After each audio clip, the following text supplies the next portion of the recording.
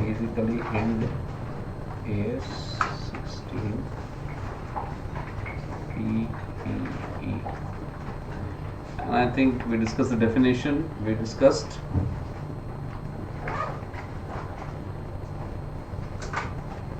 the inclusions in the definition, then we discussed what recognition criteria. Barabar na? What is the recognition criteria? It's a question. What is the recognition criteria? There are two conditions to be satisfied for recognizing any asset for that matter, which are Used for there has to be a future economic benefit from that particular asset to the entity, and cost should be reliably measurable. reliably measurable. Then we move towards the cost. We discussed different modes of cost. What all we discussed? We spoke about. First one was direct purchase. उसके अंदर what all things are there? Can you just give me the notebook? What have we discussed? Be careful. You have written cash discount, refundable taxes, abnormal losses and admin expenses less करने का है. Less नहीं करने का है. अगर included रहेगा तो less होएगा. I hope it's clear. Yes, yes. वरना by default less करने बैठेगा तो गड़बड़ होएगा. X Limited sets up a plant at a purchase price of rupees 5 lakh plus GST at 18% intrastate. Freight rupees 20,000 plus GST at 18% intrastate. Paid 10,000 as employee expenses for installation of the plant. Will you include this in the cost of the asset? Yes. What about the freight of 20,000? Will you include that? Yes. Then they say after the plant was put to use, maintenance cost incurred was rupees 5,000. So once the plant is put to use, after that whatever expense you incurred, in fact forget about putting to use. Once the asset is ready for its intended use, you have to stop the capitalization. You cannot go beyond that. Yes? Okay. Then what does it say? तो ये तो 5,000 रुपया जो maintenance cost है, तो कहीं किसी हिसाब से आने वाला नहीं है. Measure the initial cost to be recognized and pass journal entries. Estimated dismantling cost rupees 30,000 and the present value is 12,000. So ये दोनों में से हमको कौन सा लेना है? The present value, the आज का value. Yes or no? Yes. अच्छा, the only thing left out is the GST. GST should it be included? Then the answer to that question is अगर GST refundable है तो include नहीं होगा, non-refundable है तो include होगा. सम सॉल्विंग के लिए बाय डिफॉल्ट हमेशा हम लोग ये मानेंगे कि वो रिफंडेबल है या उसका क्रेडिट अवेलेबल है. कुछ will write a note to that. तुम्हारा स्टडी मटेरियल क्या करता है कि इसको इंक्लूड नहीं करता है और उसके लिए कोई नोट नहीं देता है.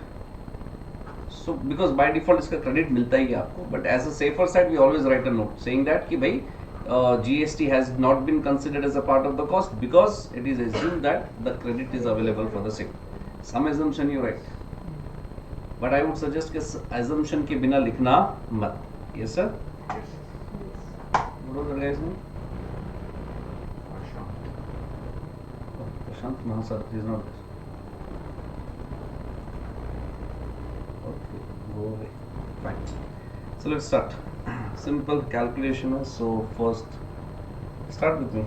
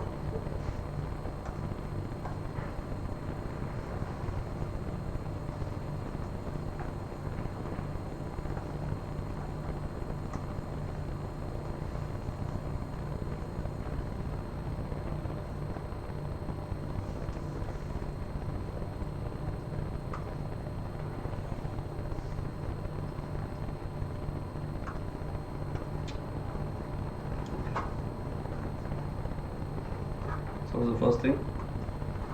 Cost of purchase. Cost of purchase.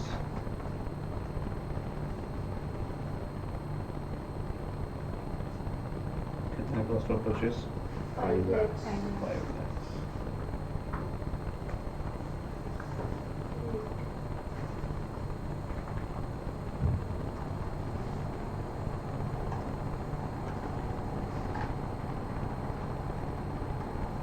next thing. Rate.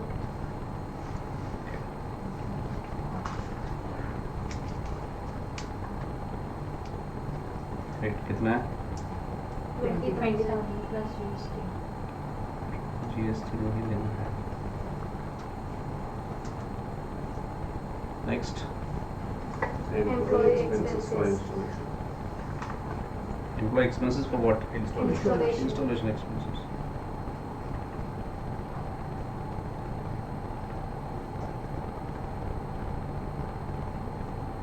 कितना installation expense? 10,000. 10,000.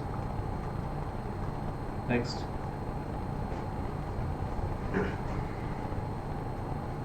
और क्या है? After purchase maintenance cost, Under which will the be line. added. Dismantling cost present value. So present value of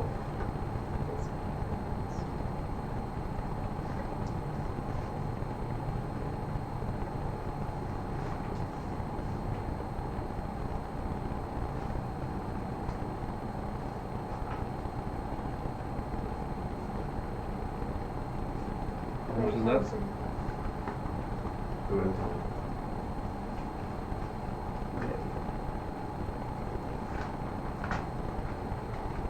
कितना आएगा total cost?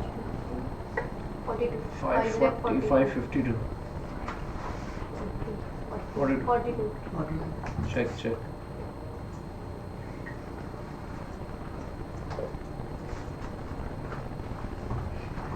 Confirm करो.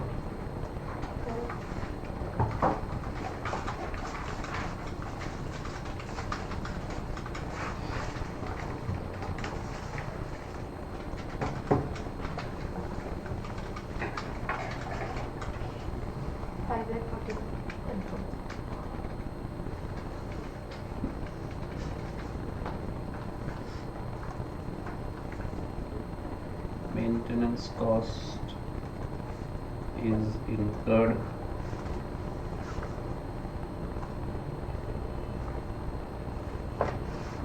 after the plant is ready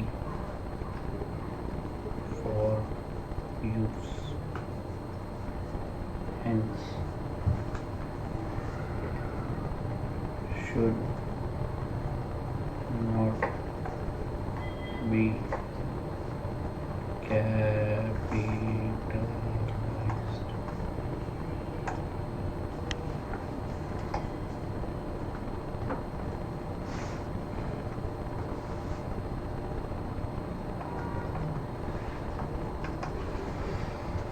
Assumption GST paid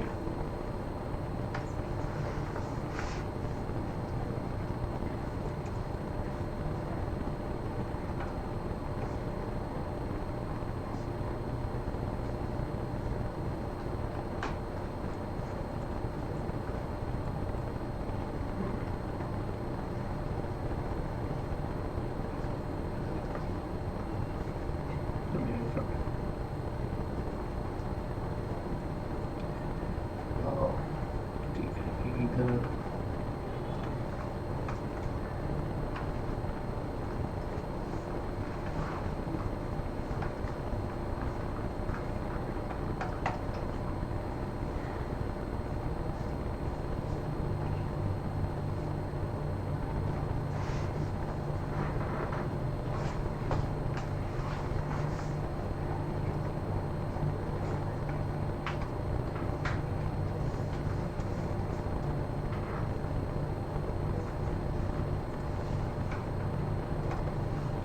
तो generally इसके पास करेंगे.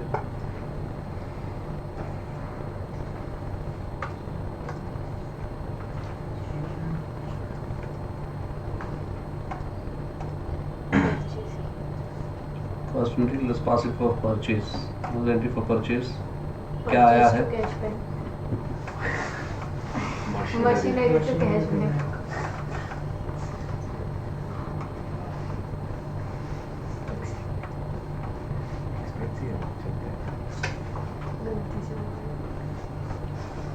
So you will pass the entry as expense to cash flow, right? Atharv machine हाँ you will pass the entry as expense to cash back नहीं इसमें चलता है sarcasm.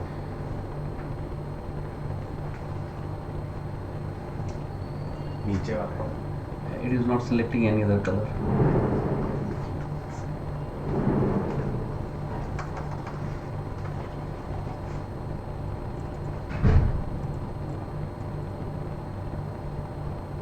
okay let's stick with it plant account debit to cash or bank how much is it 5 lakh 5 lakh 42,000.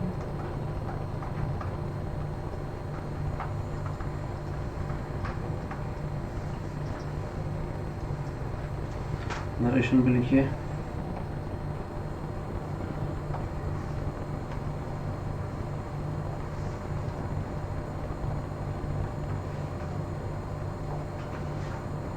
what is the narration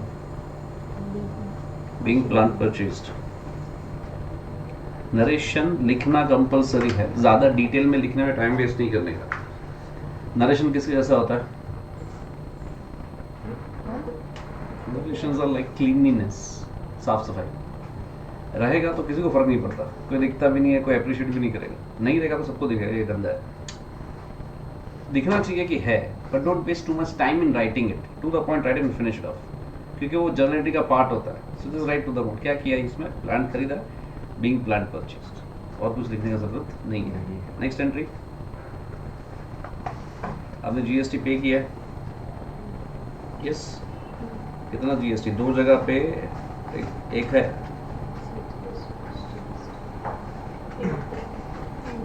interest rate है तो कौन सा GST है C GST है SGST. एसजीएसटी चलिए नहीं 45 नहीं दोनों का साथ में करना है just write the entry first just write the entry क्या आएगा C GST debit why because it's an expense expense and SGST again debit because it's an expense and अपने जेब से किया जाएगा टू कैश बैंक अपना 542 में ये भी था ना डिसमेंटलिंग कमीशन का लायबिलिटी भी था हाँ हाँ. तो पहले एंट्री रॉन्ग है ठीक है चलो वांधा नहीं tell me what is the amount first 5 lakh के ऊपर आपने 18% पे किया तो 18% में से CGST कितना रहेगा 45 ओके सो कितना होगा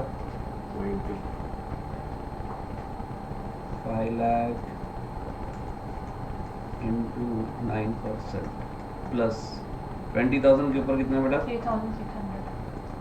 Sorry, 18%. 46 9% ना बेटा total टोटल कितना आएगा 46,800 रेशियो yes कंफर्म करो सब लोग SGST का also the calculation would remain the same total कितना आ रहा है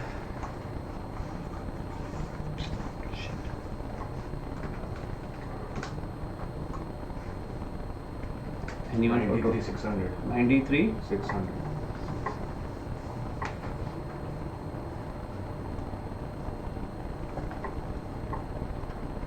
being what GST paid GST paid on purchase of vessel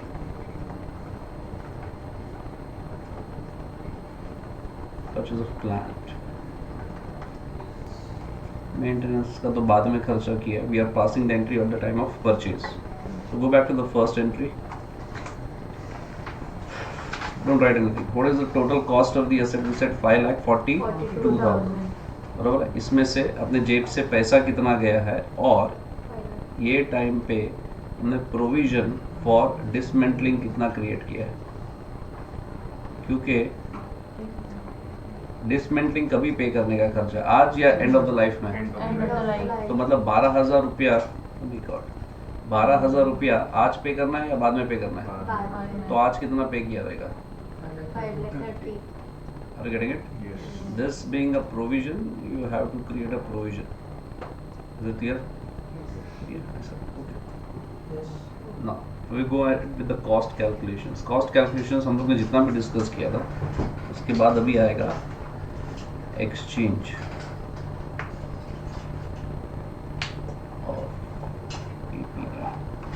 or you can call it as non cash consideration. मतलब अगर आपने एक असेट देकर दूसरा असेट दिया है तो उसका एंट्री कैसे पास करोगे? एंट्री से भी ज़्यादा there is a more fundamental question to be answer. So let's say मेरे पास ये एक मशीन है ए. यस, नाउ ये जो मशीन ए है इसका जो बुक वैल्यू है, बुक वैल्यू बोलो या कैरिंग अमाउंट बोलो, लेट्स इट इज 100 रुपीज़.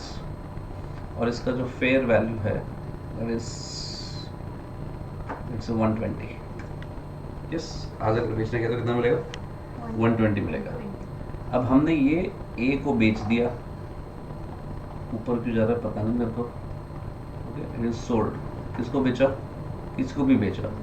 लेकिन इसके सामने अपने को क्या मिला है?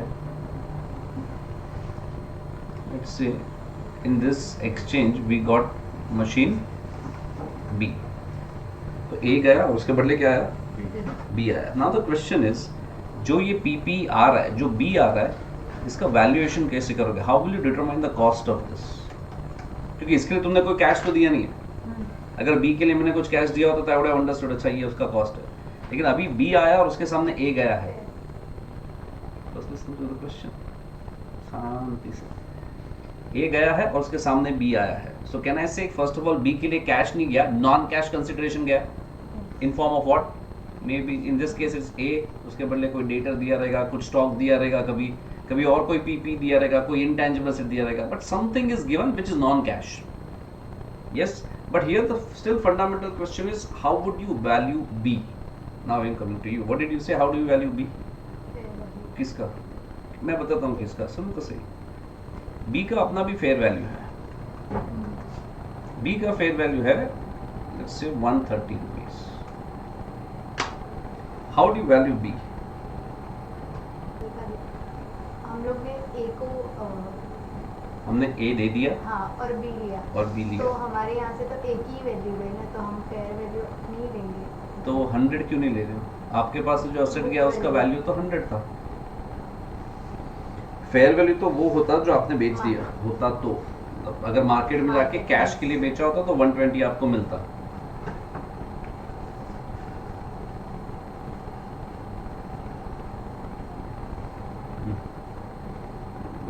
You are too eager to answer, that's why I asked you. Well, okay. Anyone else? Want to enter into the battleground? I am ready. Fair value मतलब B will record B at 130. Why should I record that as 130? Fair value that. Q. I have fair value of A also. I have three things in my pocket. I have the fair value of A. I have the book value of A. I have the fair value AS functions on fair value. But which then? It doesn't B function. You can don't use that word. It functions on fair value. It always prefers to show the assets and liabilities at its fair value At its fair value. because that's the realistic value. But then again, I have two fair values out over here. So we'll record B's value at 130. और Why not 120? हाँ 120 का machine अपना गया. नहीं, अपना 100 रुपए का asset गया. Forget about all these things. Okay, let's say 100 रुपए का asset था आपके पास, आपने 120 में बेच दिया, हाँ कैश के लिए बेच दिया, तो आप क्या बोलोगे? कितने का asset गया? 100. क्यों 120 का क्यों नहीं? क्योंकि कैश मिल रहा है. हम लोग 100 में रिकॉर्ड कर रहे हैं हमारे. So 30 का फिर प्रॉफिट 20 का profit. In this context or the other example? In this context. I mean 130 का मशीनरी आया, 100 का गया, जो बचा हुआ 30 है दैट इज 120 का मशीन आया और 100 का मशीन गया तो 20 का profit. Why not that way? 120 का मशीन आया, 120 कैसे आएगा सर? क्योंकि जो दिया उसका fair value 120. See the whole question is, अगर आप बोलते हो कि जो असेट आया उसको फेयर वैल्यू पे रिकॉर्ड करना है, तो मेरा काउंटर क्वेश्चन ये है कि किसका फेयर वैल्यू पे करूं? बी का फेयर वैल्यू पे करूं? हाँ, तो what is the reason behind it? ना तो रीजन क्या है कि ए का फेयर वैल्यू पे करूं 120. हाँ, तो रीजन क्या है? ना तो रीजन क्या है? You understood the question? Yes. Is it clear?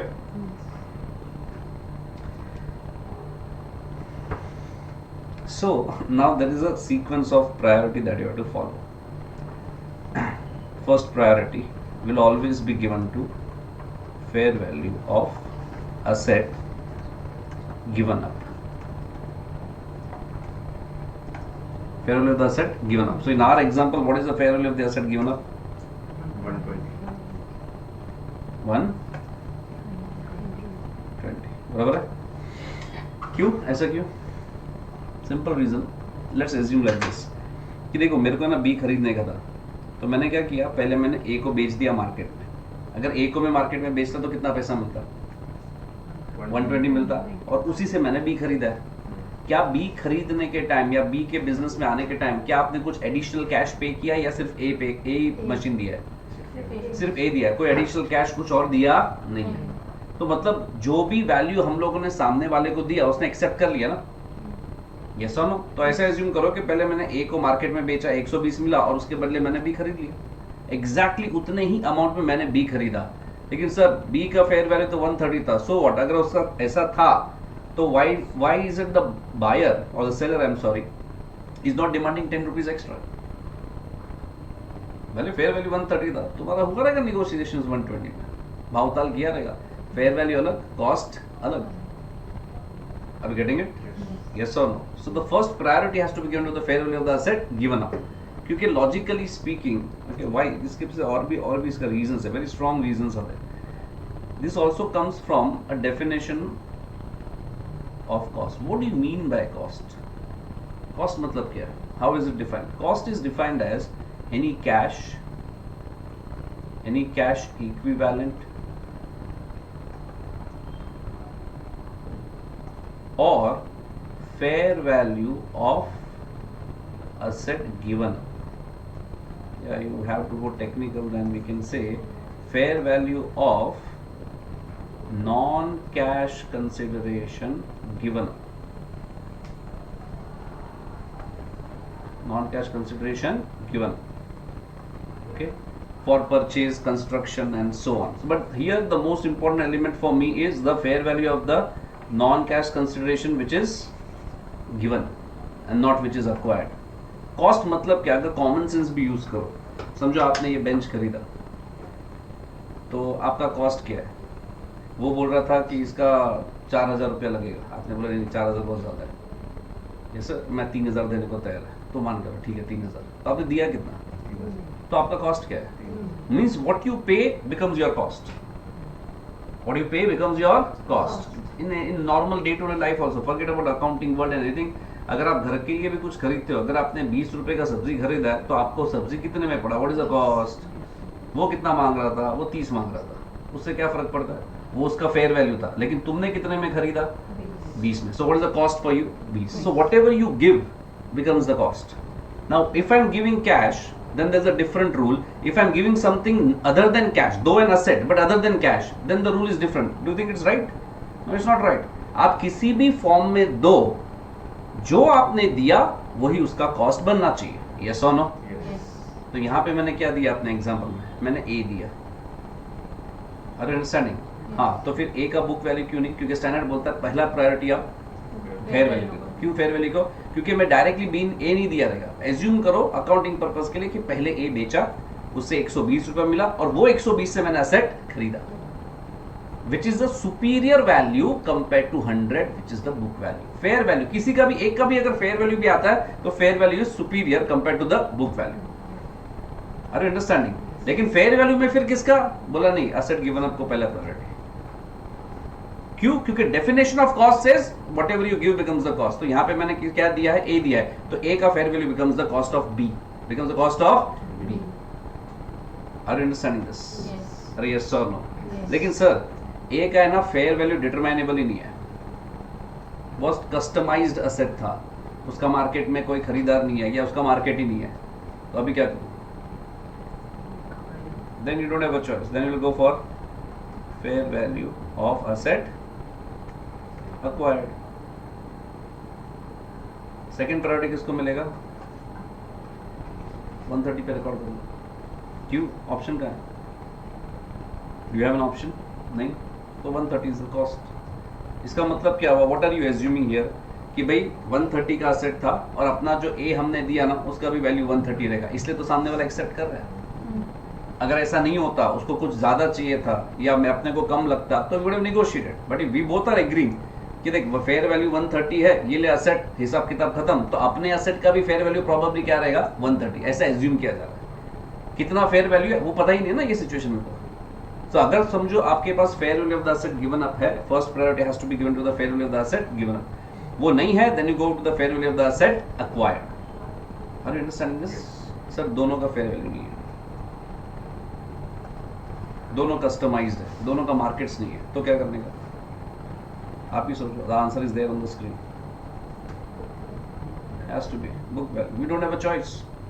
अभी मेरे पास एक ही वैल्यू बचा है पूरे सिनेरियो में, the book value of the asset given up, कि मेरे बुक से जो असेट गया उसका वैल्यू कितना था, 100 रुपया था, तो जो असेट आया उसका भी वैल्यू 100 रुपया रहेगा। It's almost like cash. 100 रुपए का नोट देके असेट खरीदा, तो जो खरीदा उसका कॉस्ट कितना है 100 रुपया, तो अभी खाली 100 रुपए का नोट के बदले 100 रुपए का असेट दे दिया। पर दिया क्या? असेट दिया। कितने का? 100 रुपए का, तो that becomes the cost of asset coming in. Are you understanding? Yes. So because we don't have any other fair value, we have to go down to the level of carrying amount of the book value. So the last priority is book value of asset given up. Are you understanding this? Yes or no? अगर तुम्हारे पास दोनों fair values रहेगा, फिर भी logically तुमको पहला priority किसको देना चाहिए? Fair value of the asset given up. Why I am taking this conclusion from the definition of cost also. जो cost का definition है वही बोलता है कि cost is always the fair value of the asset given up. तो जब तुम्हारे पास दोनों फेयर वैल्यूज है, priority has to be given to the fair value of the asset given up. Are you getting it? Yes or no? Now the language of the standard ऐसा बोलता है कि in case of exchange the asset coming in should be measured at its fair value. At what? Its fair value. If that fair value is not available, then you go for the fair value of the asset given up. Look at this, थोड़ा सा उल्टा सुल्टा होने वाला है। Standard का language अगर आप पढ़ते हो तो कैसा बोलता है वो बोलता है कि फेयर जो असेट आया उसको किस पे वैल्यू करो? Fair value of asset coming इन। वो नहीं रहेगा तो fair value of the asset given up. फिर उसने एक अलग पैराग्राफ में ऐसा लिखा है नीचे वाले कि भाई अगर समझो दोनों का फेयर वैल्यू है, दोनों का फेयर वैल्यू है, then give the priority to the fair value of the asset given up. Are you understanding this? Yes. जब दोनों fair value है, you have to go for the given up, and I can prove or we can give more stress to this point from the definition of the cost itself. Are you getting it? Somehow आपके institute ने जो एक sum solve किया है उसमें उन लोगों ने पहला प्रायोरिटी दिया है fair value of the asset acquired को, जबकि fair value of the asset given up था। Are you understanding this?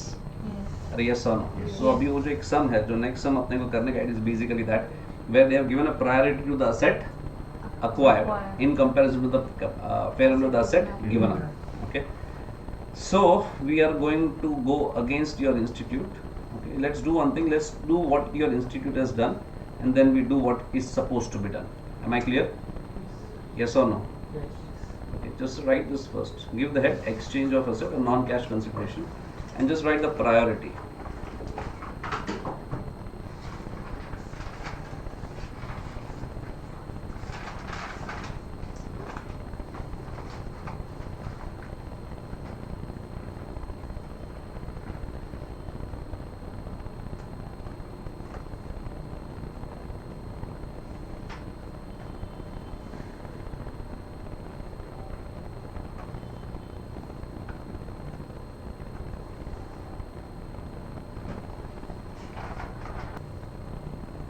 Did you read the definition of cost? Yes. It's incomplete. आगे लिखना है cash equivalent of fair value of the asset given up for purchase और construction of asset.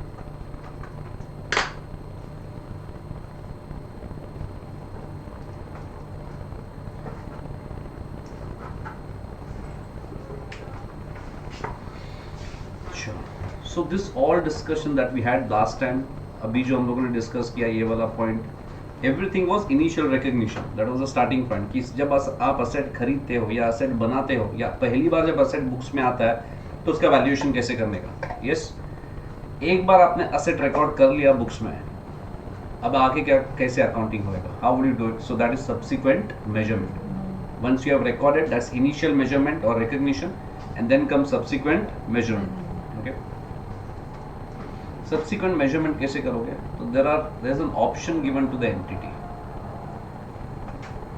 क्या ऑप्शन है entity के पास, entity can either follow, so it's an option not a compulsion, option of either follow cost model or something known as revaluation model. If you follow cost model तो क्या होएगा, cost model में होएगा the asset will be carried at original cost, मतलब जितने में आपने खरीदा है, जो अभी अभी सीखा कैसे कैलकुलेट करने का, less there will be accumulated what depreciation, less there will be accumulated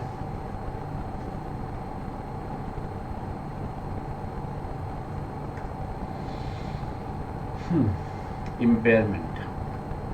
Any idea what is impairment? Did you have AS 28 in your inter? Huh? नहीं, Good. So AS 28 speaks about impairment and Ind AS 36 speaks about impairment, and the fun part is we don't have either of them, but it is a part of your Ind AS 16. Fun part, yeah. Okay, therefore what you get is the carrying amount.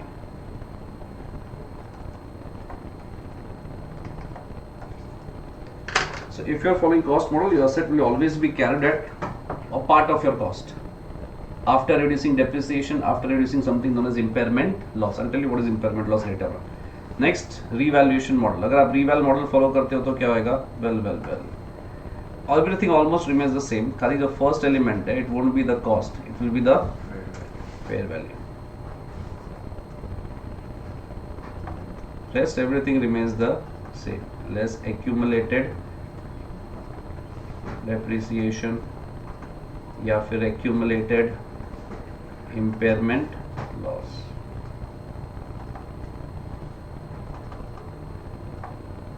So all those elements remains the same. Therefore, what you get is known as what? Carrying amount. Carrying amount is basically another name given for book value.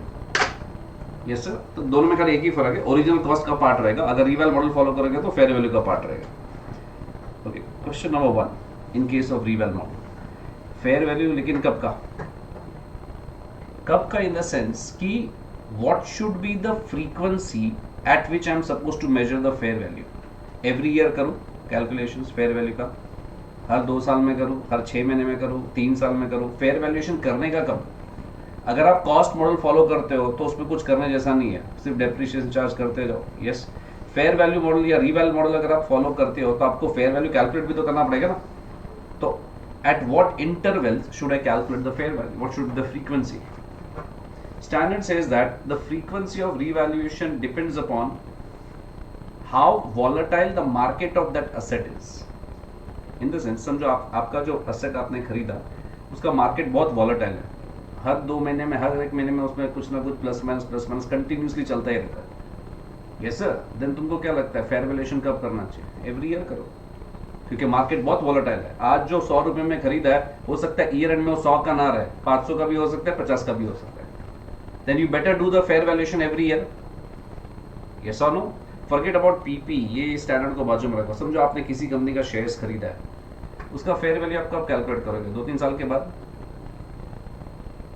या अगर आपको उसका value चाहिए तो आप कब देखोगे? Like कितनी बार स्टॉक मार्केट देखोगे वैल्यू के लिए? 2-3 साल के बाद देखोगे चलेगा, 1-आध महीने के बाद देखोगे चलेगा, हर 2 मिनट में देखोगे ये मेरा पैसा लगा है, हाय मेरा पैसा लगा है।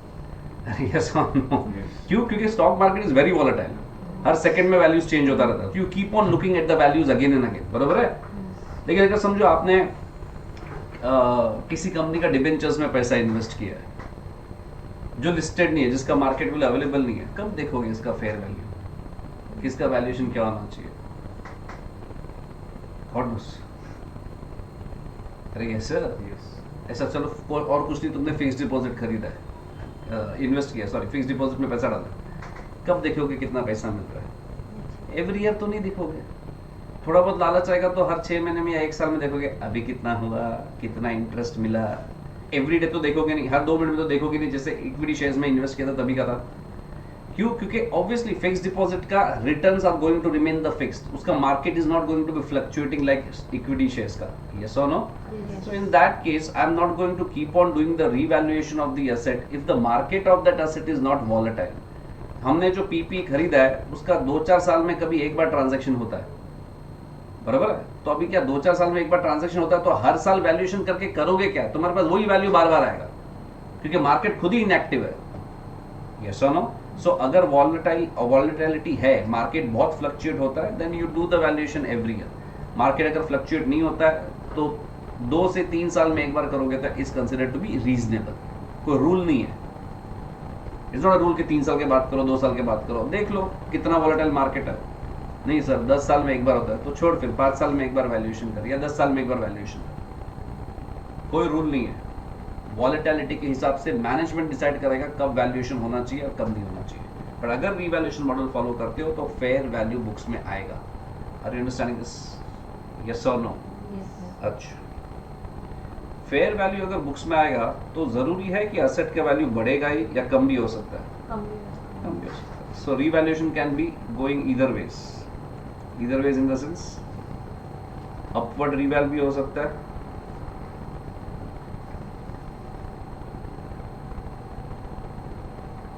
या फिर डाउनवर्ड भी हो सकता है। ऐसा ना, इसका अकाउंटिंग कैसे करोगे? I'll give you the figures. What happens? Let's say for example आपके पास PPE है 100 रुपये का, और उसको अपवर्ड रिवैल करना है 150 रुपीज़ पे। 50 रुपीज़ के लिए क्या एंट्री पास करोगे? एंड कॉन्ट्ररी टू दिस, समझो यहाँ पे एक PPE है आपके पास 100 रुपये है, इसको 80 रुपीज़ पे लाना है, ये 20 रुपीज़ के लिए क्या एंट्री पास करोगे? I didn't get it. Notional base means what? What do you mean by notional base? Not a real profit or loss that we are gaining through revaluation. Why not a real gain or loss? I didn't, real मतलब actually realise नहीं होता है वो, नहीं होता। मतलब हम लोग बेचने तो नहीं वाले हैं ना, वो फेयर वैल्यू पे। ओके, तो क्या करें? एंट्री बताओ। PP to notional profit. And where should I show this notional profit? P&L. So basically you are asking me to pass the entry asset to P&L. It's okay? नहीं? So you answered, you yourself declared it's wrong. Thank you. Anyone else?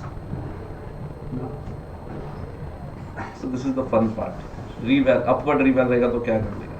अगर upward reval रहेगा तो the entry that we pass is PPE account debit to a account known as,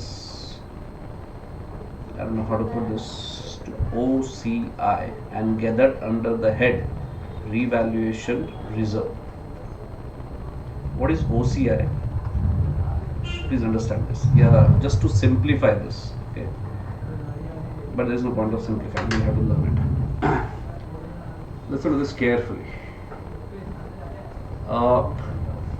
If you are a company to whom Ind AS is applicable, then Companies Act Schedule 3 Division 2, I repeat, Companies Act Schedule 3 Division 2 में जो format दिया है balance sheet और P&L का, वो आपको applicable है।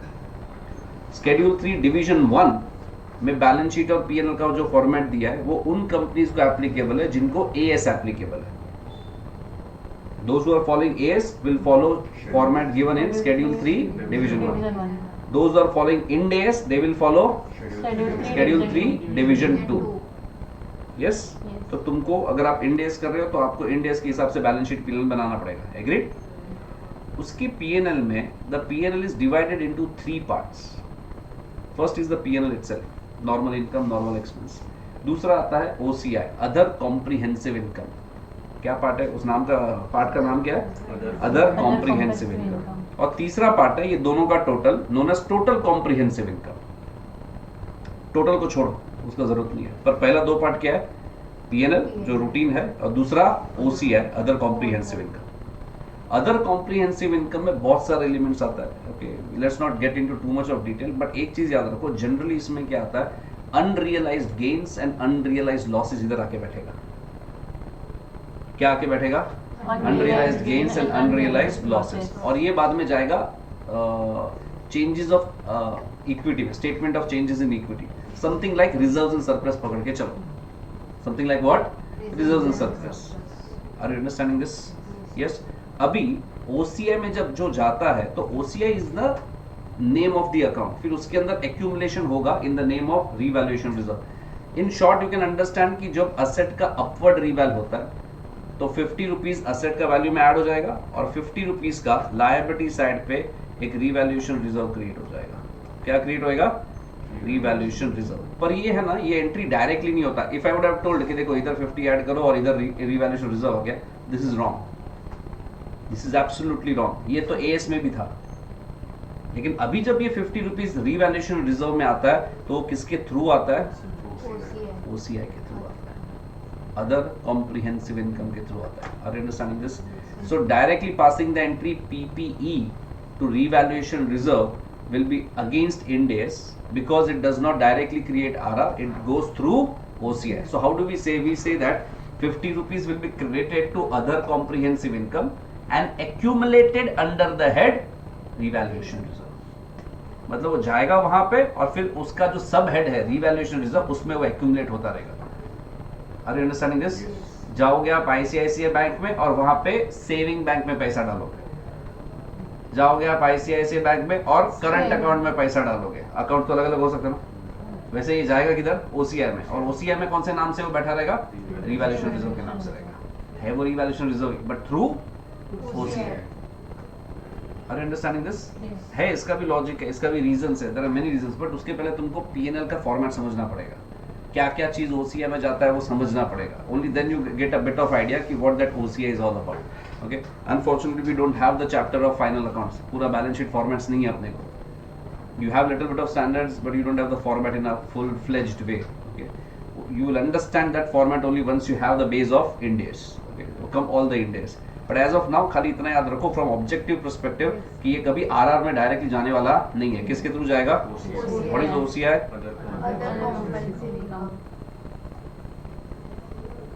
Other comprehensive. Okay. But balance sheet में अल्टीमेटली क्या दिखेगा, यहाँ पे 150 हो गया और ये 50 रुपीज RR में चला गया। Is it clear? Coming to this, 100 से अगर 80 हुआ है तो क्या एंट्री पास करोगे? कम हुआ इस टाइम वैल्यू तो very good, PNL account debit to PP. सब कुछ उल्टा नहीं आता है। अगर डिक्रीज होता है वैल्यू तो it directly goes and hits the PNL. Current year का पीएनएल नीचे लेके जाओ, क्यों ऐसा? कंजर्वेटिज्म। अगर वैल्यू ऑफ असेट बढ़ता है तो ये 50 रुपीज क्या आपने रियलाइज किया है कि अभी भी रियलाइज नहीं किया है? नहीं किया ना, तो पीएनएल में क्यों लेके जा रहे हो? उसको ओसीआई में डाल के आरआर में डाल दो। करंट ईयर का पीएनएल में जाना चाहिए नहीं, क्यों नहीं जाना चाहिए? अगर मैंने उसको करंट ईयर के पीएनएल में डाल दिया तो करंट ईयर का प्रॉफिट बढ़ जाएगा। यस, ये जो इन्फ्लेटेड या बढ़ा हुआ जो प्रॉफिट है इसमें से आप डिविडेंड देने का बात करोगे तो ये रिवैल्यूएशन रिजर्व जो कैश में मिला नहीं है उससे तुम्हारा प्रॉफिट बढ़ेगा और उस प्रॉफिट में से अगर आप डिविडेंड दोगे तो कैश बाहर तो जाएगा। So there is no cash inflow but you are using the profit for cash outflow. तो ये तुम बर्बादी की ओर जा रहे हो। Without cash inflow you are giving the dividends. सही है, गलत है? ऑब्वियसली गलत है। Forget about company and accounts, normal life के लिए भी गलत है। पॉकेट मनी 100 रुपया, खर्चा 150 नहीं हो सकता। Are you understanding this? अरे यस और नो। इसलिए उसको क्या किया, उसको पीएनएल में नहीं लेके गया, उसको किधर रख दिया? आरआर में रखा है। It's unrealised, is what unrealised. Unrealized. लेकिन जो लॉस हुआ है तो लॉस फटाक से रिकॉर्ड कर, कंजर्वेटिज्म आज ही रिकॉर्ड कर लॉस। लॉस को आप डिले नहीं कर सकते, ये फ्यूचर का जो गेन है उसको आपने डिले कर दिया, पीएनएल में नहीं लिखे गया, पर लॉस हुआ है तो आज ही रिकॉर्ड करो PNL, you don't have a choice. So if there is a decrease in the valuation of the asset, immediately debit the P&L. But if there is an increase, you create a revaluation reserve. It will not go to P&L because unrealized. Because what? Unrealized. Are you understanding this whole thing? Yes, sir. Are yes or no? Yes. Understand one thing. जो लोग exams देने आएंगे, जो पढ़ेंगे, ये सबको entries पता होगा, सबको मालूम है रिवैल्यूएशन रिजर्व क्रिएट होगा, पर पीएनएल में क्यों नहीं गया? 50% लोगों को ये भी पता रहेगा कि अनरियलाइज्ड है, तो क्या? Forget about conservatism. अगर conservatism हटा भी दो तो do you think it's correct to use the non-cash and inflows for the cash outflows? कोई सेंस नहीं बनता. So that's the exact reason why it is never taken to P&L. Are you understanding this? Keep those things in mind. वो notes में किधर लिखा नहीं है, वो आपको मिलेगा भी नहीं इंडियस में, but you have to keep that in mind. That's the motive of not taking it to P&L. Is it clear? Anyone any doubts? Sure. Now we discuss impairment. Again impairment के लिए ये standard में नहीं, बाहर जाना पड़ेगा, मतलब class के बाद नहीं. So impairment.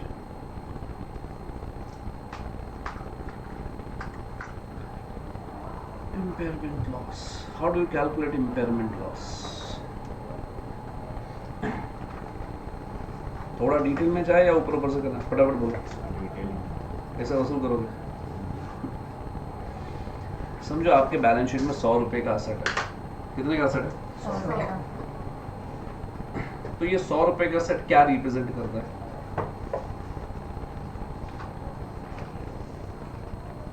अजीब, उसको अजीब लगेगा एक सिंपल है कि मुझे 100 रुपए का बेनिफिट फ्यूचर में मिलने वाला है।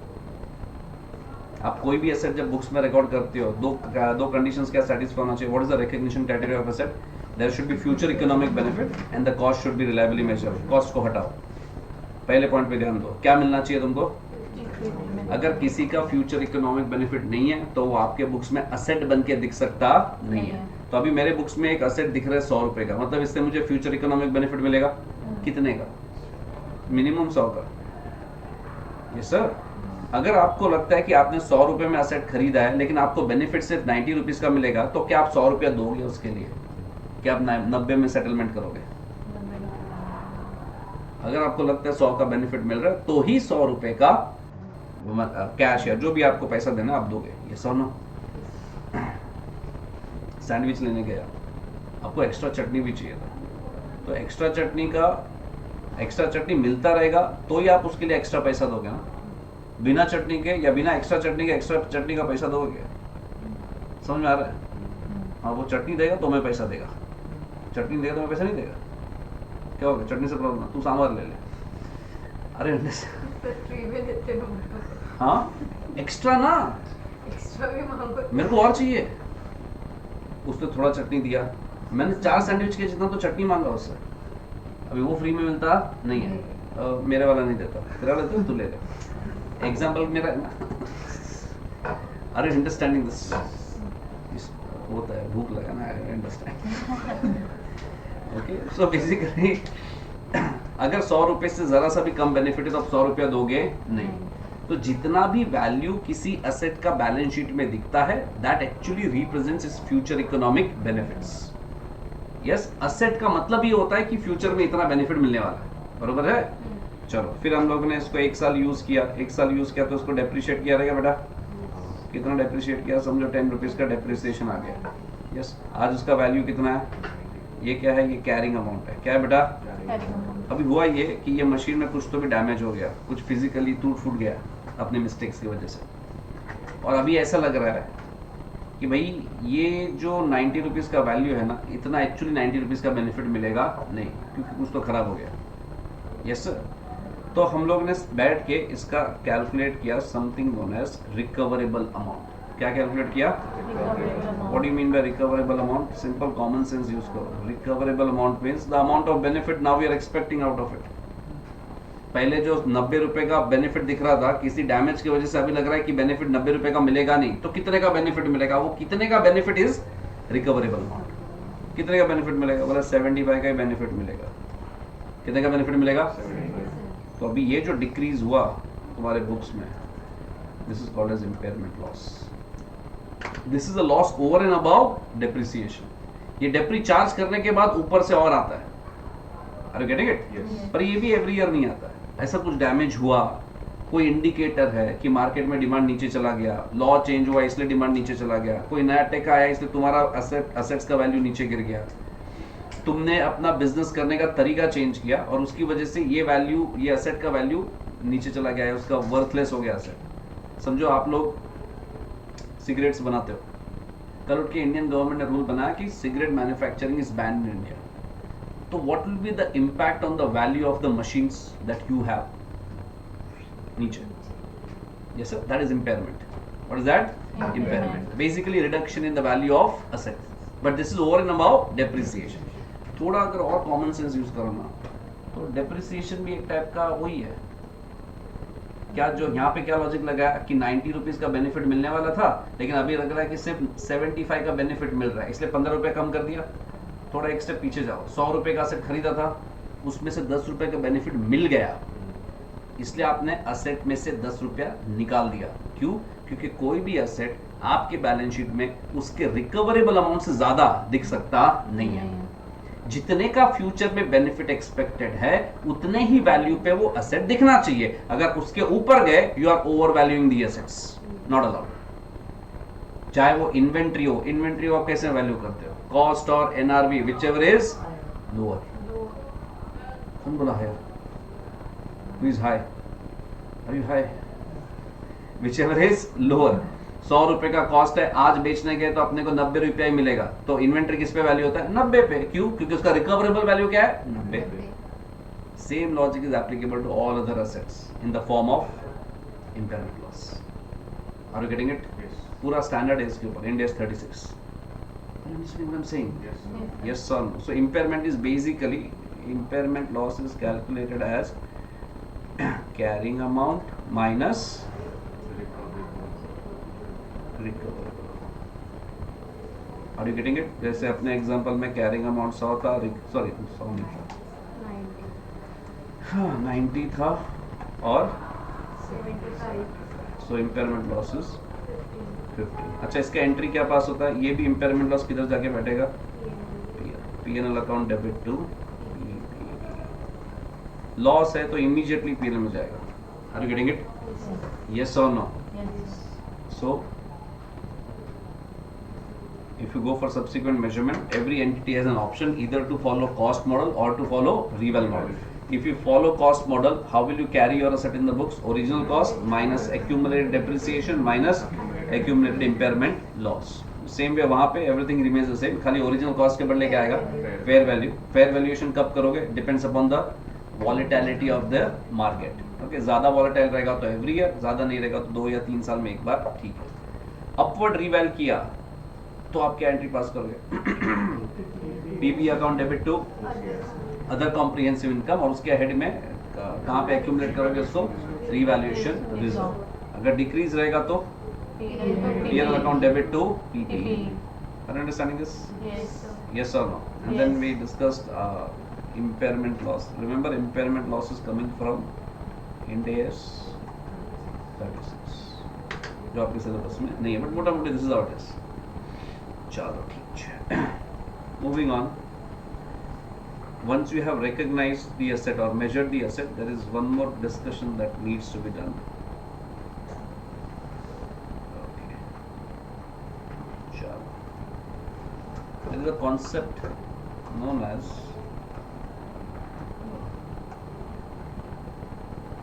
replacement cost.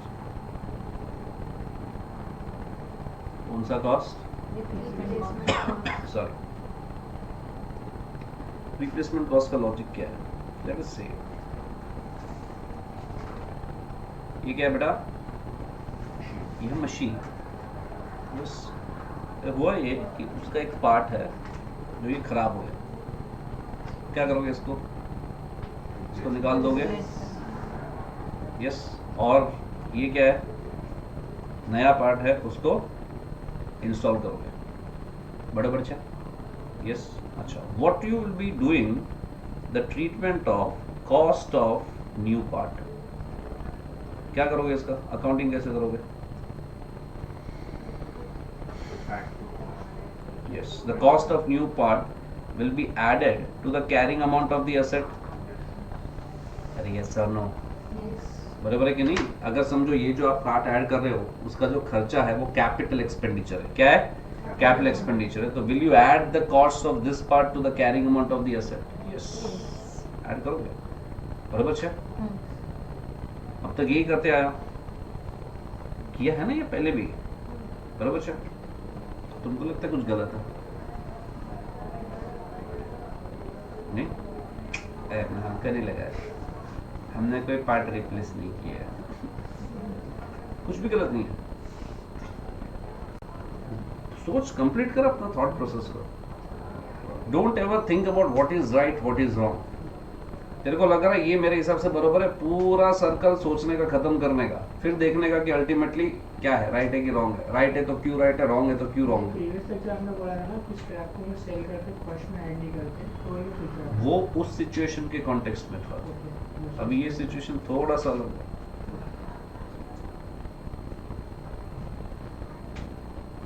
But good that you linked it. Anyone no, कुछ गड़बड़ नहीं लग रहा? नहीं सर. ओके, सी तुमने कॉस्ट ऐड किया वो तो ठीक है, पर ये जो पुराना पार्ट था इसका कैरिंग अमाउंट को क्या करोगे? पूरे एसेट का कैरिंग अमाउंट था. ओके, लेट्स से पूरे एसेट का जो कैरिंग अमाउंट है वो 100 रुपया था. एंड लेट अस अज्यूम उसमें से इसका 10 रुपये का कैरिंग अमाउंट था. कितने का कैरिंग अमाउंट था? 10 रुपये का. अभी तुमने क्या बोला, ये नया पार्ट आया, से 40 रुपये का नया पार्ट आया, तो बोला मैं 100 रुपीज का जो कैरिंग अमाउंट है ना उसमें ये 40 रुपया में ऐड कर देगा. Agreed, no issues. वो 10 रुपये का क्या करूं? तुमको लगता है कि 10 रुपया निकालना चाहिए? क्यों? तो क्या फर्क पड़ेगा? नहीं निकल. इतना रिकवरी होगा ना, उस पे भी डेफिनेटली सबको साथ में बोल रहा है. मेरे पास है क्वेश्चंस.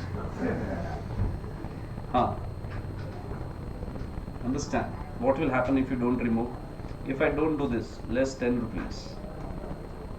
फिजिकली वो पार्ट जा चुका है. यस, लेकिन उसका वैल्यू अभी भी तुम्हारे कैरिंग अमाउंट में घुस के बैठा है, और आगे आने वाले सालों में आप उसको भी डिप्रिशिएट करोगे, जबकि फिजिकली वो असेट है ही नहीं. Does it make sense? वो पार्ट है ही नहीं, उसको आप डिप्रिशिएट कर रहे हो. It does not make a sense. तो अगर आप cost of new part add कर रहे हो तो the carrying amount of old part has to be derecognised. Has to be what? This 40 is getting recognized, so this 10 rupees has to be de-recognized. De-recognized मतलब basically books में से निकालना पड़ेगा. क्या करना पड़ेगा? बुक्स में से निकालना पड़ेगा. After doing this, what will be the new cost? It will be 130 and not 140. क्योंकि वो पुराना पार्ट चला गया तो उसका कैरिंग अमाउंट निकालो और नया पार्ट जो आया उसका कॉस्ट ऐड करो. Don't take anything lightly. Every word is chosen by me. Carrying amount of asset plus cost of new part minus carrying amount of old part. दो चीज का कैरिंग अमाउंट है और नया पार्ट का ही कॉस्ट है. Are you getting this? Yes or no? पक्का? श्योर? हाँ, कमिंग टू योर पॉइंट कि सर ये पार्ट है ना, इसको बाद में हमने 8 रुपए में सेल कर दिया, स्क्रैप कर दिया, तो सर ये जो इनकम आया should it be added to the cost of the asset? Genuine point, genuine question.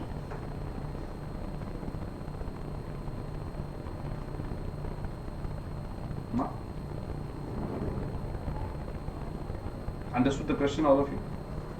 Part निकाला, पार्ट का कैरिंग अमाउंट कितना था? 10 रुपये. उसको हम लोग ने 8 रुपए में बेच दिया. कितने का नुकसान हुआ? 2 रुपए का लॉस हुआ. इसका क्या करूं? ये रीजन ही है जो आपको बाकी स्टूडेंट से आगे लेके जाने का कैपेबिलिटी रखता है.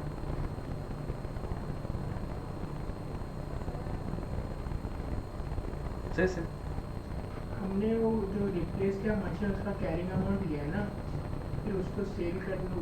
10 रुपीज़ लिया है तो उसको 8 रुपये में सेल के 2 रुपये लॉस हमको दिखाना पड़ेगा ना पेज में. ऐसा क्यों? स्टेशन में दिखा दो. नहीं. अरे 2 रुपए का क्वेश्चन नहीं है. 8 रुपए का क्या करूं बता? अच्छा, should I add it to the carrying amount of the asset? Income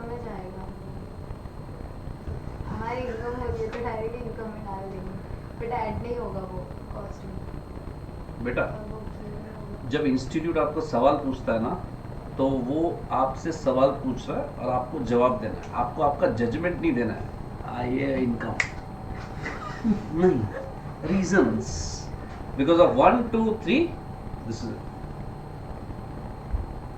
बरोबर ना बेटा। शादी के लिए ऐसा लड़का आपके मम्मी पापा मेरे को वो लड़के से शादी करना है, वो लोग हाँ नहीं बोलेंगे, क्यों? फलाना क्वेश्चन, ढीकना क्वेश्चन, ये क्वेश्चन, वो क्वेश्चन, कितना कमाता है, किधर, सब दुनिया भर का क्वेश्चन आएगा। They need reasons, give me the reason. Sir कोई भी हम लोग असेट बनाते हैं तो उसके दो रिकॉग्नाइज करते हैं, कोई भी असेट तो उसके दो रीजन रहते हैं, दो रीजंस के दो क्राइटेरिया। दो क्राइटेरिया। तो फर्स्ट क्राइटेरिया बीइंग कि उसका फ्यूचर इकोनॉमिक बेनिफिट मिलने वाला है। जब हम लोग ये लॉस को आप बोल रहे हो कि ऐड करेंगे कॉस्ट में, तो ये दो मैं बोल नहीं रहा, मैं बोल रहा हूँ करने की हाँ, नहीं करेंगे। हाँ इफ हम लोग करेंगे हम्म। ऐड 2 रुपए cost 2 में, रुपया नहीं, 8 रुपया। मैं 2 रुपये का बात नहीं कर रहा हूँ, मैं 8 रुपये का बात कर रहा हूँ। जो सेलिंग प्राइस है, हाँ जो पैसा रोकड़ा पैसा मिला, हाँ वो ऐड करेंगे कि नहीं? ये 2 रुपया तो लॉस है बेटा, लॉस का क्वेश्चन ही नहीं है। हम लोगों ने लास्ट सेशन में देखा था कोई भी अबनॉर्मल लॉस कभी भी कैपिटलाइज हो सकता नहीं है। इनफैक्ट कोई भी लॉस ही कैपिटलाइज नहीं हो सकता, वो लॉस है। उसका क्या फ्यूचर बेनिफिट, लॉस का फ्यूचर बेनिफिट कैसे हो सकता है sir?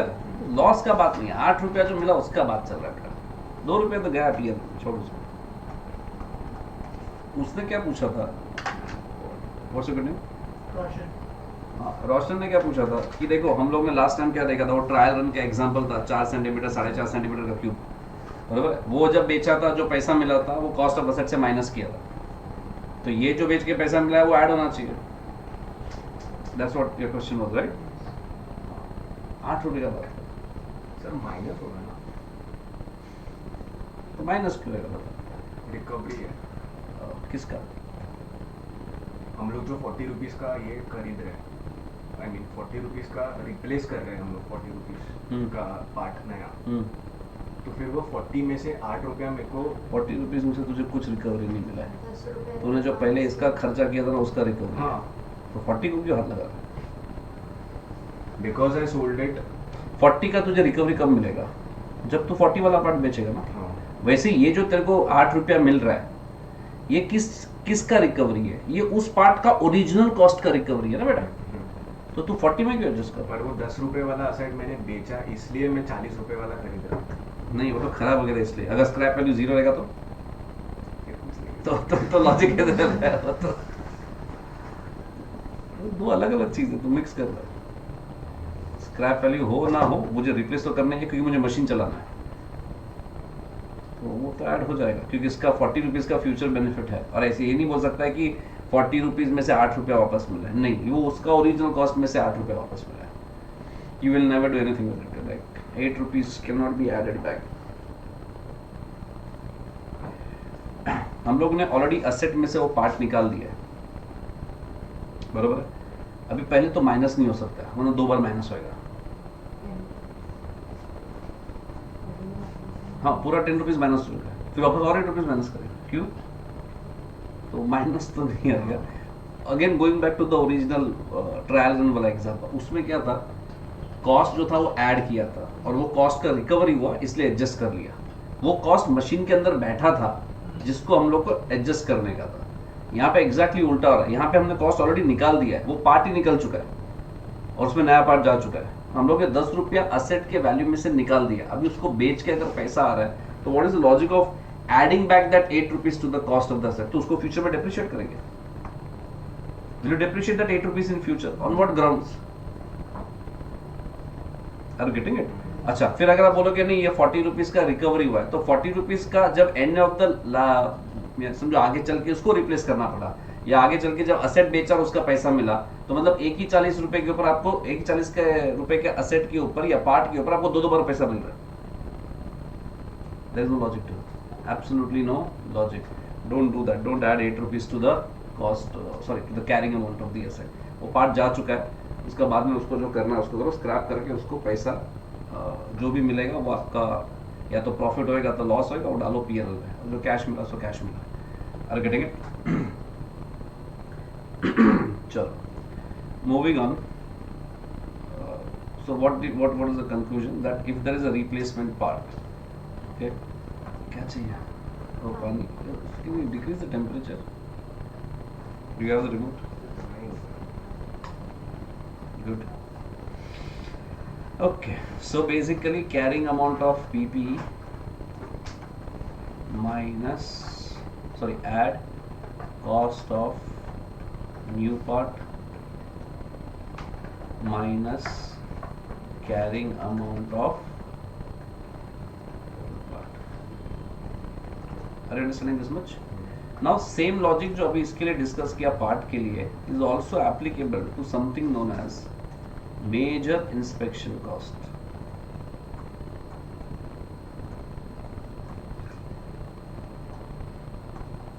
Major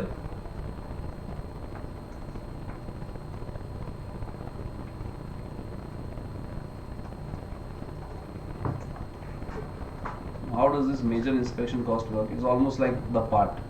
Say for example आपने एयरक्राफ्ट खरीदा. क्या खरीदा? अच्छा, मेरा ड्राइंग बहुत मस्त है, पता नहीं क्या है ये, पर एयरक्राफ्ट है. ओके, सो अभी Y0 पे खरीदा है. अभी अपना इंडियन लॉ ऐसा बोलता है कि अगर आपने एयरक्राफ्ट खरीदा है तो 5 साल के बाद, कितने साल के बाद? 5 साल के बाद इसका सर्विसिंग कराना पड़ेगा या इंस्पेक्शन सर्विसिंग नहीं, इंस्पेक्शन करवाना पड़ेगा.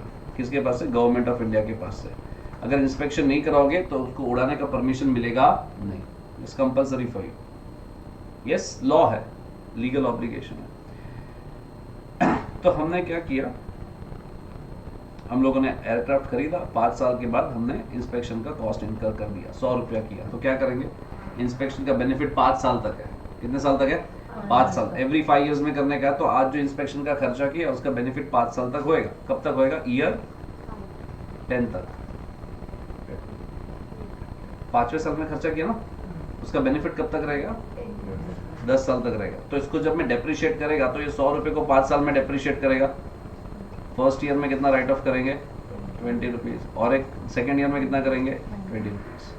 तो 100 रुपए में से 20 गया, ये 20 गया. अभी बचा कितना बेटा? 60 बचा. कुछ भी बोलो, कितना बचा? 60 बचा. यस. इस दिन पे, जिस दिन आपका ये ईयर 5 के बाद ये ईयर 6 हुआ, ये ईयर 7 हुआ, ईयर 7 के एंड में गवर्नमेंट ने लॉ चेंज कर दिया. गवर्नमेंट बोलता है अभी 5 साल में इंस्पेक्शन नहीं आएगा, हर 2 साल में इंस्पेक्शन करो. बराबर है. तो अभी वापस इंस्पेक्शन करना पड़ेगा. और इंस्पेक्शन का एज यूजुअल कॉस्ट भी बढ़ा दिया, बोला अभी 150 रुपए का खर्चा होगा. नाउ द क्वेश्चन इज, बेटा नेवर जंप ऑन कंक्लूजन. नया इंस्पेक्शन का कॉस्ट कितना है बेटा? 150 रुपया. इसका क्या ट्रीटमेंट होएगा? Cost of major inspection. क्यों?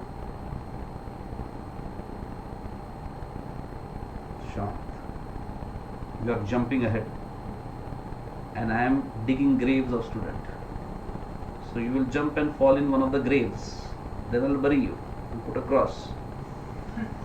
Okay, don't jump, relax, just relax. पहले सुन तो ले, पूछ के आना. मेरा क्वेश्चन था ये कॉस्ट का क्या करोगे? अगर 2 साल में राइट ऑफ करो. अरे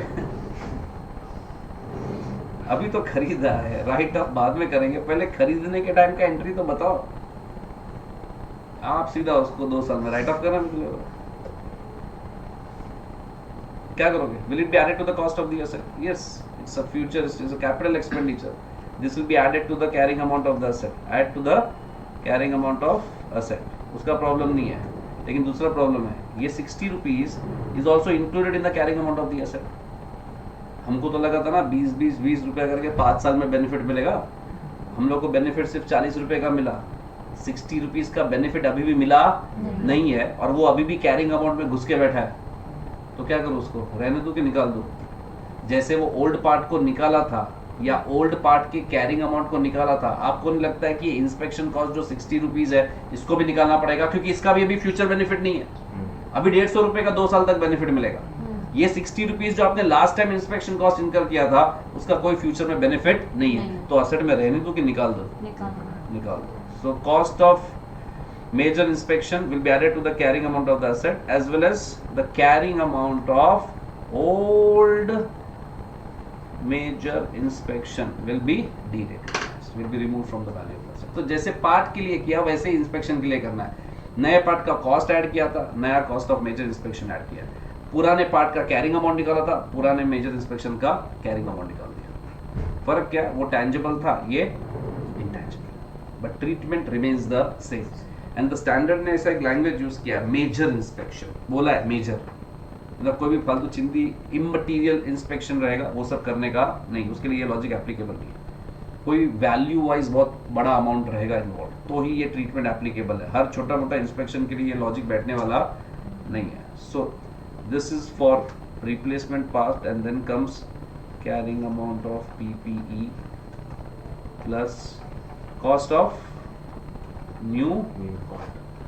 अच्छा, न्यू इंस्पेक्शन, मेजर इंस्पेक्शन. या major inspection.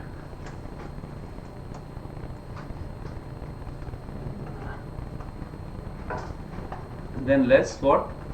Carrying amount of old major. are you understanding this? Yes. Or yes or no? Take this down. खाली इतना ही. Give the head replacement cost and major inspection cost.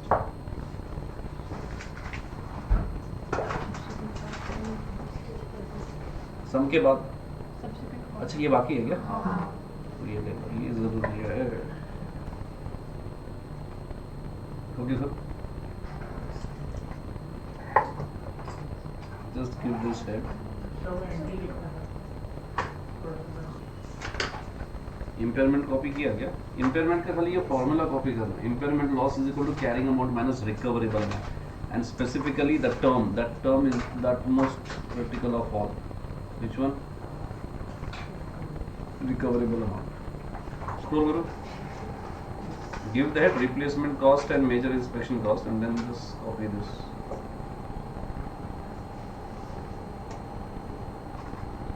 and in no ways draw the aeroplane. Aeroplane का बतख ज़्यादा है. CA stands for what? Right full form. वो 2-4 दिन के बाद याद नहीं रहेगा. Don't write CA. कुछ नहीं रहेगा तो ऊपर स्टार मार्क करके लिखो CA is equal to carrying amount. Don't write the thing as if you are supposed to remember it only today. Okay, let's read a bit of standard. There are certain points that I want you to highlight and certain points which I need you to ignore. So we have this one. हो गया ना पक्का?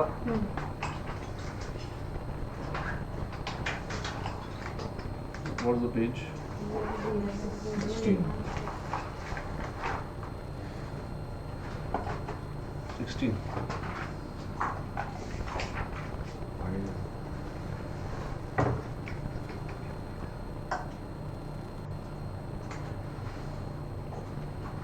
Okay. Keep a pen or a pencil in hand. India 16 PPE objective. The standard is to prescribe the accounting treatment for property, plant, equipment. Principal issues in accounting for PPE. मैंने नहीं किया. Principal issues in accounting for PP are recognition of asset, determination of carrying amount, depreciation charges and impairment losses to be recognized in relation to them. Scope are very important, at least from objective perspective. Standard shall be applied in accounting of PPE except when another standard requires or permits a different accounting treatment. Standard does what happens? Page number 16. Very good. जल्दी याद है madam, मेरा खत्म कर देता बाद में जरा किधर से चालू करना. तो we are in scope.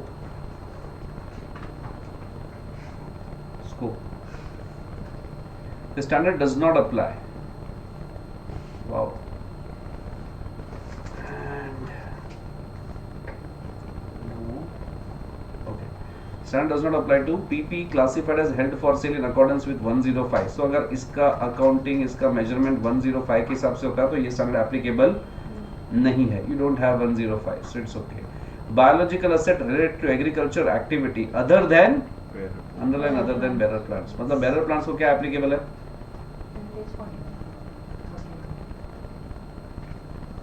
Bearer plants को क्या applicable है? Bearer plants को 16 applicable. Other than bearer plants को 41. This standard applies to the bearer plant but not to the produce of the bearer plant. Produce मतलब output.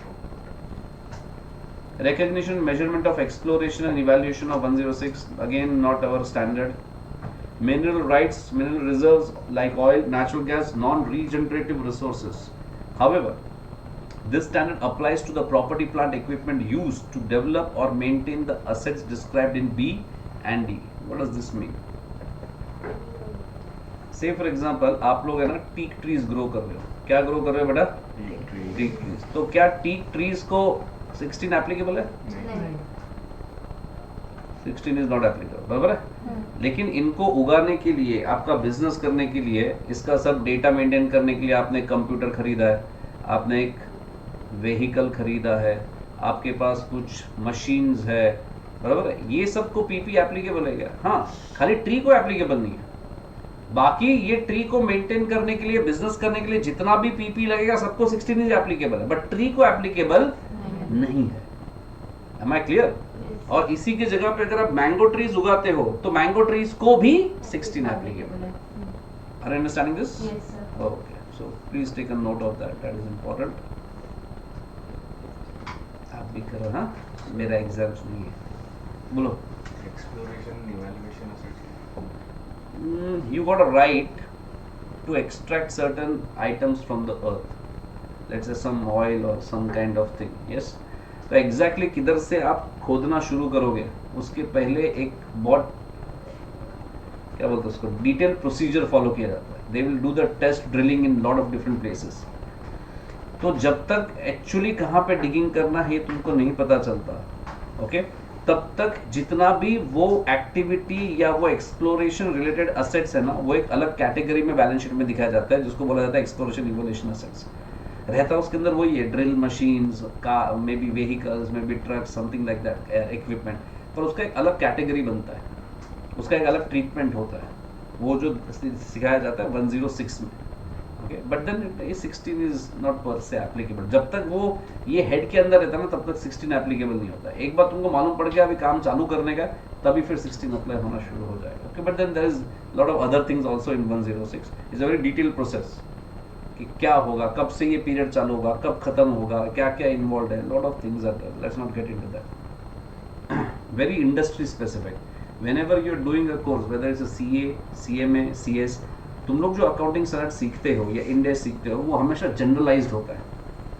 Okay, वो industry specific बहुत कम रहेगा. जैसे in your syllabus biology classes are not there. बहुत agriculture is a very industry specific thing that you are dealing with. पीपी है, general है, सब जगह पे होता है.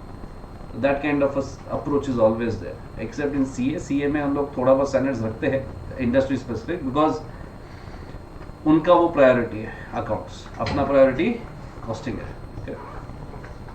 Definition: property, plant, equipment are tangible items. Please underline tangible.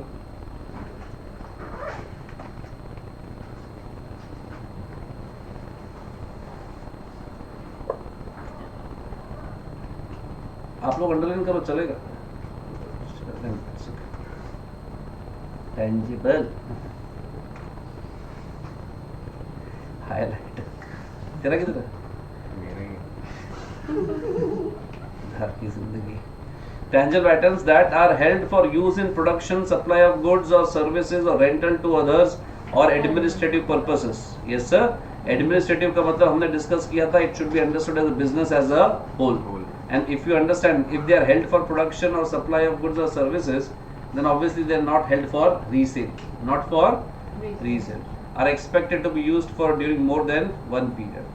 What is a bearer plant? Is a living plant. Please underline the word living plant. living. वो तो bearer plant भी था. Living is important. मरा हुआ नहीं. एक चीज underline करके मैं 2 मिनट रुकता हूँ, वही एक मार्कर ऐसे घूमता रहेगा पूरे क्लास में. Is used in the production or supply of agriculture produce, is expected to bear produce for more than one period and has a remote likelihood of being sold as agriculture produce except for incidental scrap sale. Understood this? Read it carefully, आराम से. It's remote likelihood, बहुत कम chances है कि it will be sold as output itself. Mango trees में जब mangoes आ जाएगा तो क्या करोगे, मैंगोस तोड़ोगे या झाड़ काटोगे? हाँ, so the chances of cutting the mango tree is very very less unless उसका लाइफ खत्म हो गया है, अनलेस उसमें से कुछ नहीं मिल रहा है, अभी फ्रूट्स खत्म हो गया है या कुछ और प्रॉब्लम है, कुछ कीड़ा लग गया है, तो उसको काट दोगे आप. अरे यस और नो? लेकिन तब तक कोई पॉसिबिलिटी या कोई चांस नहीं लग रहा है कि हम लोग मैंगो ट्री को काटेंगे, हम लोग सिर्फ मैंगो तोड़ेंगे. Are you getting it? Okay. Residual value of an asset वो हम बाद में देखेंगे, यूजफुल लाइफ भी बाद में देखेंगे. Recognition, cost of an item of PPE shall be recognised as an asset if and only if it is a probable that future economic benefit associated with the item will flow to the entity and cost of the item can be measured reliably. Spare items such as spare parts, standby equipments, servicing equipments are recognized in accordance with Ind AS when they meet the definition of PPE. यहाँ पे सिर्फ एक bracket में लिखो machinery spare.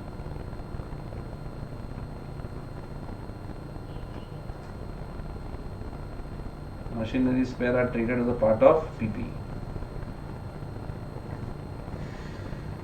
Replacement parts. Part of some item of PPE may require replacement at regular intervals. In such a case, if replacement meets the recognition criteria, then it shall be capitalized. American English, capitalized, ZE. And also de-recognize the carrying amount of replaced part. So, ये discuss किया अभी? Yes or no? Major inspection and overhauls. A condition of continuing to operate an item of PPE may be performing a regular major inspections for faults regardless of whether a part of the items are replaced.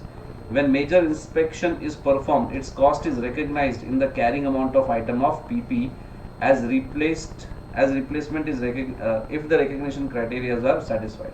Any remaining carrying amount of cost of previous inspection is de-recognized. That's what we discussed. Measurement.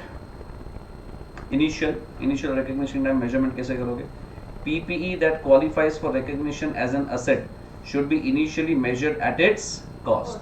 The cost comprises of purchase price, including import duties, non-refundable purchase taxes. Underline the word non-refundable.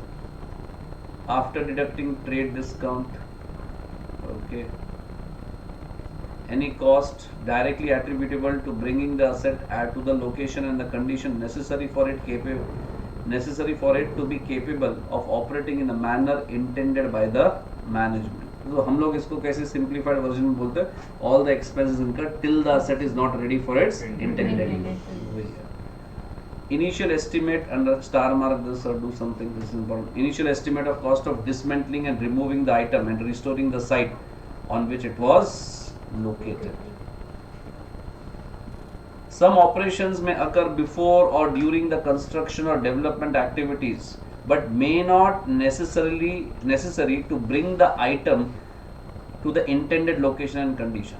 The income and the related expense of incidental operations are recognized in P&L. For example, income may be earned through using a building site as a car park until construction starts. It should be taken, it word missing है.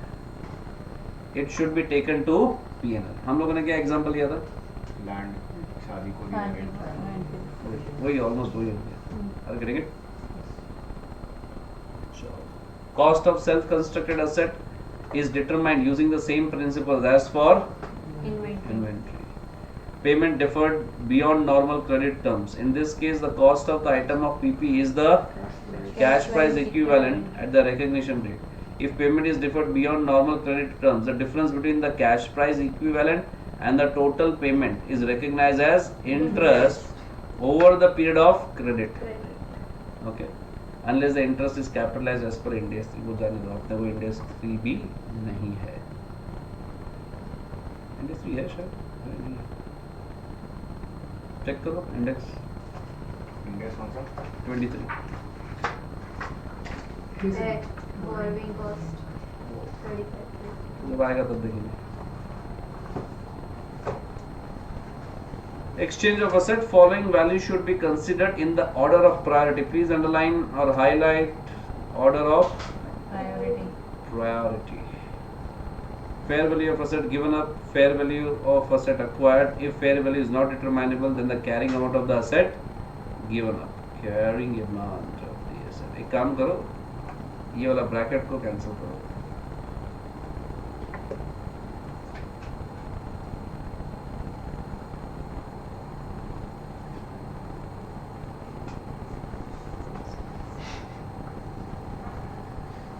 Don't ask me why.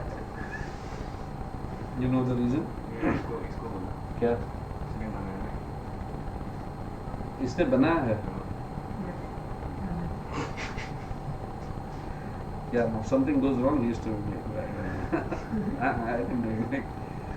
Subsequent, an entity shall choose either the cost model or revaluation model as its accounting policy, and shall apply that policy to the entire class of PP. Now, what do you mean by entire class of PP?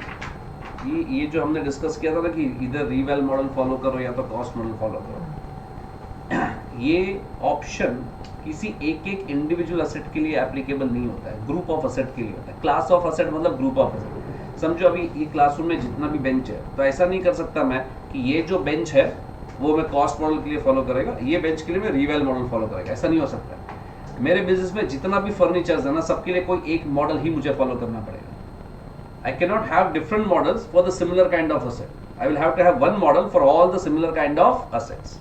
हाँ, I can have different models for different nature या different kind of assets. मतलब building के लिए मैं कुछ अलग करेगा, लेकिन फर्नीचर के लिए कुछ अलग करेगा, वो चलेगा।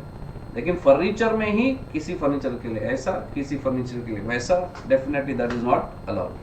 Okay, so it has to be for the entire class, the group.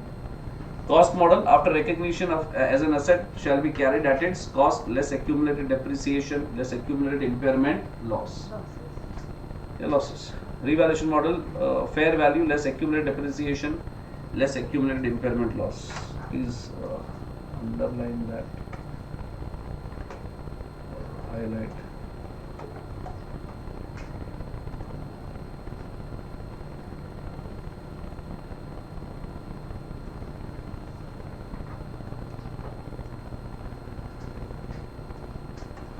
Important.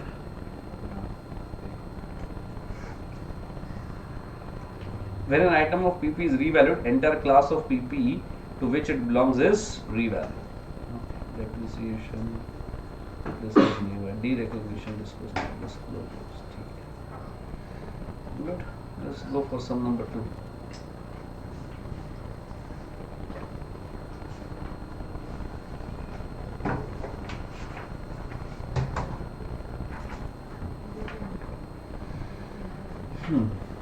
B Limited has incurred following transactions in respect of acquiring a plant in exchange of old plant. Old site was dismantled at a cost of 8,000. Okay. No estimated dismantling cost was capitalized for the old plant. Please highlight this. इसका provision नहीं बनाया इन लोगों ने। Starting में जब asset किया रहेगा तब इसका प्रोविजन नहीं बना था। Scrap of the old site was ₹1,000। अब इसका क्या होएगा? बिकॉज इसका प्रोविजन नहीं था, cost will be added to the cost of the asset, to the carrying amount of the asset.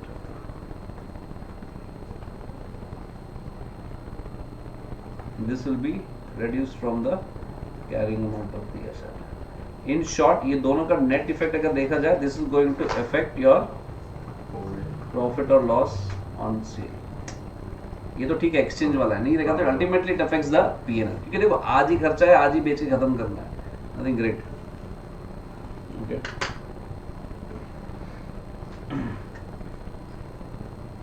अच्छा ये जो ट्रीटमेंट है ये आपके स्टडी मटेरियल का है, ये जो ट्रीटमेंट है वो आपके स्टडी मटेरियल का है। चलो ठीक है। नहीं तो कैसे होगा? I would have taken to PL. There is no future economic benefit of it. There is no future economic benefit. आज कर्जा की है, what's the point? लेकिन हम लोग जब प्रोविजन क्रिएट करते हैं फर्स्ट डे पे, हम लोग का लॉजिक ये था कि फर्स्ट डे पे ही तुम्हारे सर पे लायबिलिटी आ चुका है जिसको आप अवॉइड कर सकते नहीं हो। मतलब actual cost of asset is including that खर्चा जो फ्यूचर में होने वाला है, इसलिए कैपिटलाइज किया। इसने प्रोविजन तो क्रिएट नहीं किया था, आज ही डिसमेंटल कर रहे हो, तोड़ रहे हो, तो अब इसका बेनिफिट कहाँ है? Are you getting it? Ultimately जो इफेक्ट होगा if you add or you don't add, it will be the effect on the profit और loss from the sale. Ultimately वही होता है, इसलिए इनडायरेक्ट वे में ठीक है। चलो तो एज ऑफ नाउ तो +8 है और -1 है, बराबर है। देन इसे new site was constructed at a cost of 48,000। Obviously इसके बिना नया एसेट का मतलब नहीं है, ये ऐड होएगा। Supplier of a new plant agreed to take away the old plant at a fair value of 126. ठीक है। New plant price was rupees 3,20,000. Carrying amount of the old plant was 1 lakh. I want you to understand this. What is the carrying amount of the old plant? 1 lakh. 1 lakh. फिर इसमें हम लोगों ने 8,000 add किया और 1,000 minus किया, तो carrying amount कितना हो जाता है? 1,07,000.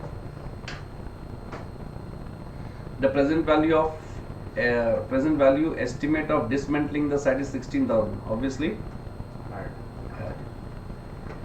wages paid for the installation of the plant is 4,000 for trial run.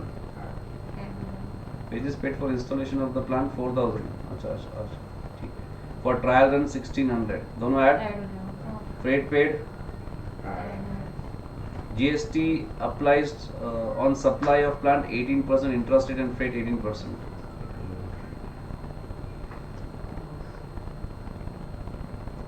Again we are assuming इसका credit मिल जाएगा। Yes sir. Loss amounted to rupees 40,000 for low capacity utilization of plant after installation.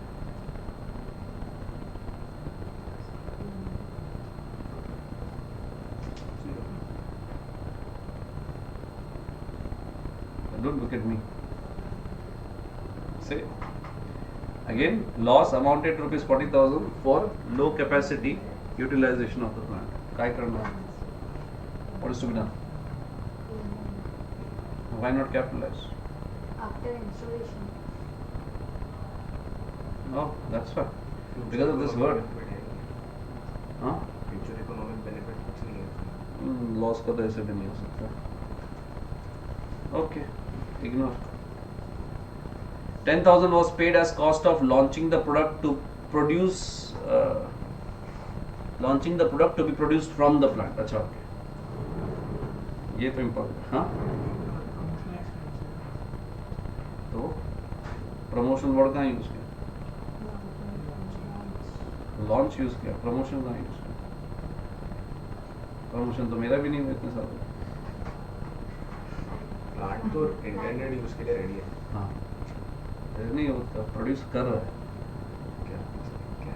अरे भाई साहब तो ये loss कैसे हुआ? Low capacity utilisation, plant already being used है ना। जे का बोल रहे हैं। हाँ, अरे भाई पूरा सम एक ही एसेट के बारे में ना, एक प्लांट के बारे में। एसेट ने प्रोडक्शन चालू कर दिया है। हाँ। लो कैपेसिटी यूटिलाइजेशन की वजह से लॉस हो रहा है। अभी तू बोल रहा है इज इट रेडी और no? Is it ready? Forget about being ready. It has started the production. What are you thinking of being ready or not being ready? वो फोन करके तेरी बीवी को पूछ रहा है कि तैयार हो बाहर जाने के लिए? बोला मैं तो पहुंच गई जहाँ जाना था। ऐसा सवाल पूछ रहा है, क्या करें? 10,000 का